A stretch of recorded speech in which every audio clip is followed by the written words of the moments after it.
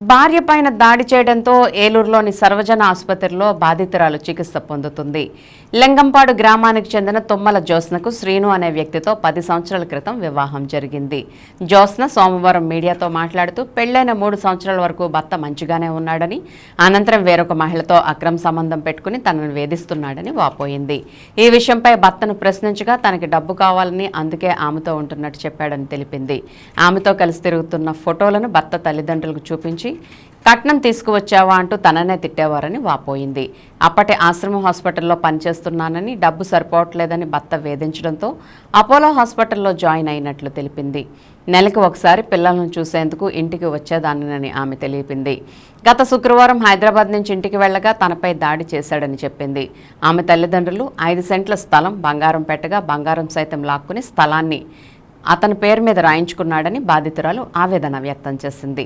తన భర్త నుంచి తనకు ప్రాణహాని ఉందని, పోలీసులు అతనిపై చర్యలు తీసుకుని తనను రక్షించాలని ఆమె కోరింది. మాకు పెళ్ళి 10 సంవత్సరాలు మళ్ళీ చెప్పమంటే మాది పెదలింగంపాడు గ్రామం. మా భర్త పేరు తుమ్మల శ్రీను. మాకు పెళ్ళై 10 సంవత్సరాలు అయింది. మాకు 2 పిల్లలు.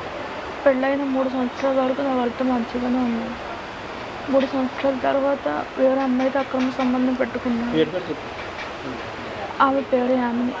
నాకు ఆమె గురించి తెలిసి 10 మార్లు అడిగాను. ఆయన మాట దాటేస్తూ ఉన్నారు. గట్టిగా నిలదీసి అడిగిన ప్రతిసారి నన్ను కొట్టేవాడు. అప్పటికే నేను ఆశ్రమం హాస్పిటల్లో స్టాఫ్ నర్స్గా పనిచేస్తున్నాను. చాలాసార్లు అడిగాను, అందరిని వదులుకొని వచ్చాను, నీకోసం ఎందుకు ఇట్లా చేస్తున్నానని. నాకు డబ్బు కావాలి, నేను ఏదైనా చేస్తాను అట్లా ఇట్లా చెప్పారు. ఆయన ఆ అమ్మాయితో కలిసి దిగిన ఫోటోలు మా అత్తగారికి, మా మామగారికి, మా బావగారికి అందరికీ కూడా చూపించాను. ఎవ్వరు కూడా స్పందించలేదు. పైగా తిరిగి నన్నే అన్నారు, నువ్వేమైనా కట్నం తీసుకొచ్చావా, వాడు ఇష్టం వచ్చింది చేస్తాడు, ఇందులో ఏమైనా మాట్లాడితే మాత్రం మాకు సంబంధం లేదు, వాడు ఇష్టం వచ్చినట్టు చేసుకుంటాడని చెప్పారు. నేను చాలాసార్లు ఏడ్చాను కాళ్ళు పట్టుకుని. అయినా కానీ ఆయన నన్ను కొడుతూనే ఉన్నారు. డబ్బు సరిపోవట్లేదు, వేరే హాస్పిటల్లో ఉద్యోగం చెయ్యండి అని చెప్పడంతో హైదరాబాద్ అపోలో హాస్పిటల్లో జాబ్లో జాయిన్ అయ్యాను. జాయిన్ అయిన తర్వాత నేను ఇంటికి వస్తామన్న ప్రతిసారి కూడా నన్ను వద్దని చెప్పేవారు. అలాగే బలవంతం మీద నెలకు ఒకసారి ఇంటికి వచ్చే పిల్లల్ని చూసేదాన్ని. ఒకరోజు ఏమైంది, నా దగ్గరకు వచ్చి ఇవన్నీ నా వల్ల కావట్లేదు, నేను అమ్మాయిని వదిలేస్తాను, నేను వ్యాపారం చేసుకుంటాను, మీ అమ్మ వాళ్ళని ఏమన్నా అడిగి తీసుకురా అనేసి చెప్తే, మా అమ్మ వాళ్ళకి ఈ విషయం ఏమీ చెప్పకుండా నా భర్తకు ఒక ఆధారం కావాలి, నేను ఆయనకి ఒక జీవనోపాధి కల్పించాలనుకుంటున్నాను, దయచేసి నాకు సాయం చేయండి, మా అమ్మ వాళ్ళని అడిగితే వాళ్ళు నా పేరు మీద 5 సెంట్ల స్థలం రాశారు. నా పుట్టింటి వాళ్ళు నాకు బంగారం కూడా పెట్టారు.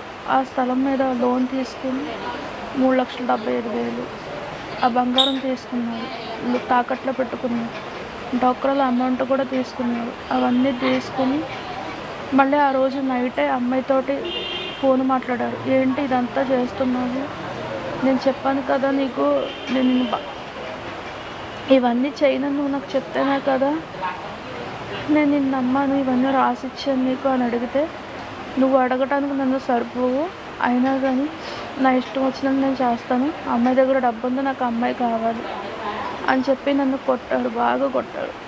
ఇవన్నీ చూపించి భీముడలు పోలీస్ స్టేషన్లో మేము కేసు పెట్టాం. కేవలం అది ఆత్మరక్షణ కోసం పెట్టిన కేసు మాత్రం. అయినా ఏమాత్రం కూడా భయం లేకుండా అనుక్షణం వెనకలు తిరుగుతూనే ఉన్నారు, చంపడానికి ప్రయత్నిస్తూనే ఉన్నారు. ఇక్కడ ఉంటే ఇలాగ నన్ను చంపేస్తారనేసి, నాకు చదువుకుంటున్నాను అనేసి నేను మళ్ళీ హైదరాబాద్ వెళ్ళిపోయి ఏజీ హాస్పిటల్లో వర్క్ చేసుకుంటున్నాను. అక్కడికి కూడా వచ్చి వేరే అబ్బాయిలతో ఫోన్లో అన్నీ చేయించారు. ఎవరికూ తెలియదు, వేరే వాళ్ళ ఫోన్తో చేయించి వాళ్ళతో ఉంటుంది వీళ్ళతో ఉంటుందని పుకార్లు పుట్టించారు. అయినా కానీ నేను కంప్లైంట్ ఇచ్చాను. ఇప్పటికీ ఇవన్నీ కేసులు ఉన్నా కానీ ఆయన నన్ను ఇట్లని హింసిస్తూనే ఉన్నారు.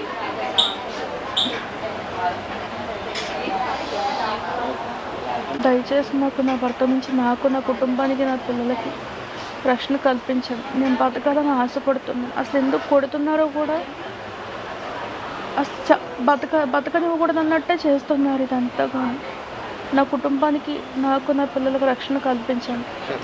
ఇదంతా కూడా ఫస్ట్ నుంచి ఒక అమ్మాయి కోసమే చేస్తున్నాడు.